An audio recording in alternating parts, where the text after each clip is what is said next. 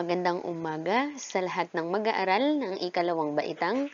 Oras na naman para tayo ay mag-aral, matuto at magsanay gamit ang ating module sa musika.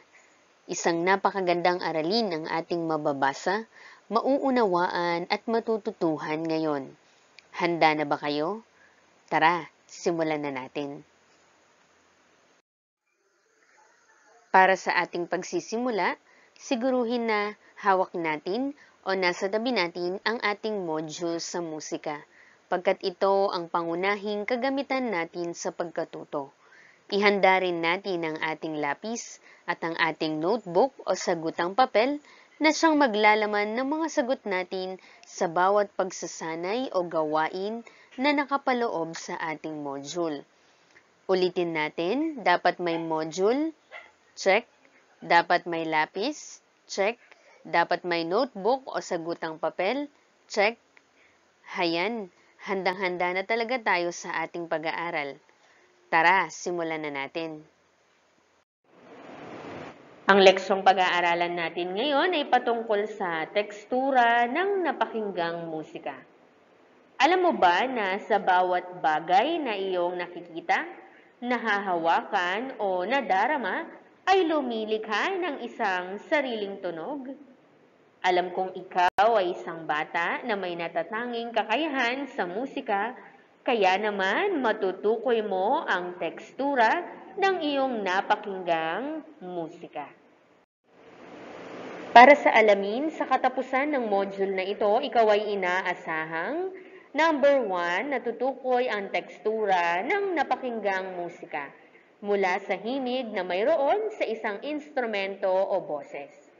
Number 2, natutukoy ang tekstura ng napakinggang musika mula sa isahang himig na may saliw na tugtugin. Number 3, natutukoy ang tekstura ng napakinggang musika mula sa dalawahan o higit pang himig na tinutugtog o inaawit ng magkasabay.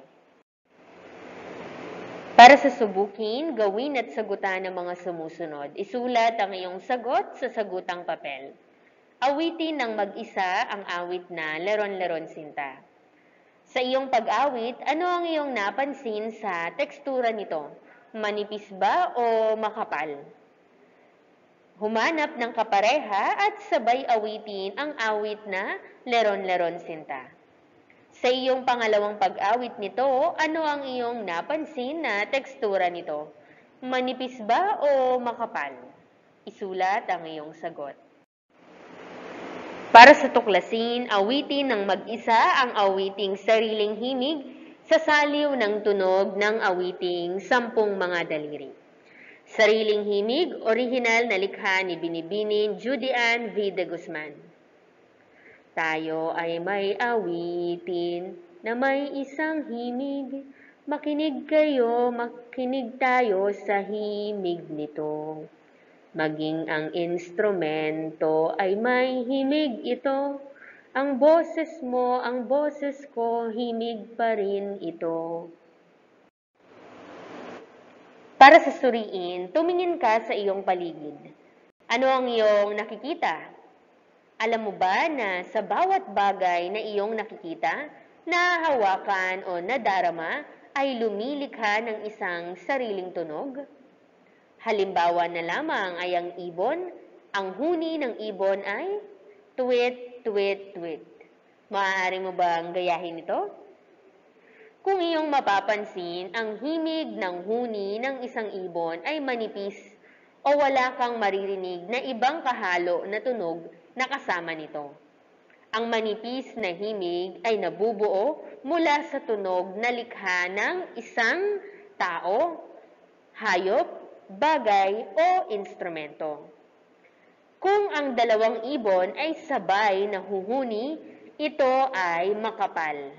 Ang makapal na tekstura ay binubuo ng dalawa o higit pang pinagsamang tunog na maaaring manggaling sa pangkat ng tao, bagay, hayop o instrumento. Maaari din na maging makapal ang tunog kung pagsasamahin ang himig ng tao, bagay, hayop at instrumento. Para sa pagyamanin, tukuyin kung ang himig ay manipis o makapal, ayon sa nasa larawan. Isulat sa sagutang papel ang iyong sagot. Tukuyin kung ang mga nasa larawan bilang 1 hanggang bilang 5 ay may manipis na himig o makapal.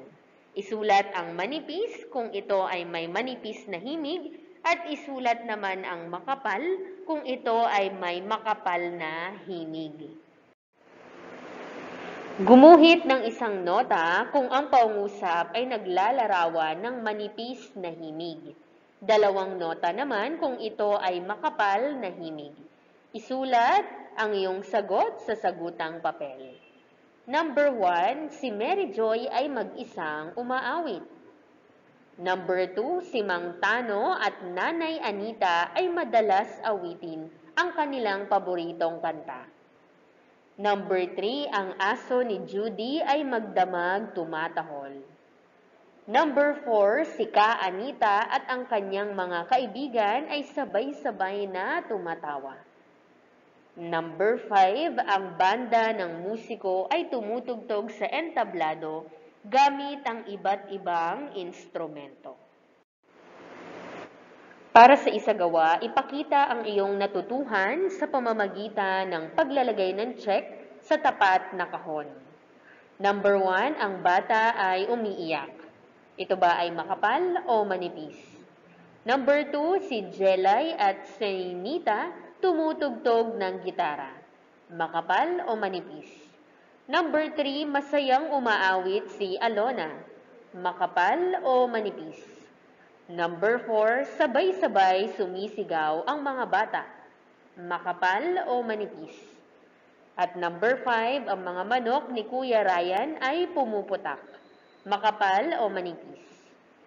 At para sa tayihin, gumupit ng bilog kung ang wasto ang sinasaad ng bawat pangungusap. Tatsulok naman kung mali. Isulat sa sagutang papel ang iyong sagot. Number 1, ang manipis na himig ay nagpapakita ng iisang tunog. Number 2, ang bata na umaawit ng mag-isa ay may makapal na himig. Number 3, binubuo ng 2 o mahigit pang himig ang manipis na tunog. Number 4, ang sanggol na umiiyak ay lumilikha ng makapal na tunog. Number 5, ang pagtugtog ng piano at gitara ay isang halimbawa ng makapal na himig. Para sa karagdagang gawain, gumupit ng tig-5 imahe na nagpapakita ng manipis at makapal na himig. Idikit ito sa iyong sagutang papel. Maraming salamat mga bata. Tandaan, ang manipis na himig ay nabubuo mula sa tunog na likha ng isang tao, hayop, bagay o instrumento. Ang makapal na tekstura ay binubuong 2 o higit pang pinagsamang tunog na maaaring manggaling sa pangkat ng tao, bagay, hayop o instrumento. Ito si Teacher Carmela M. Santos na nagsasabing patuloy na magbasa, patuloy na matuto, patuloy na magsanay. #ProjectAppear. Paalam!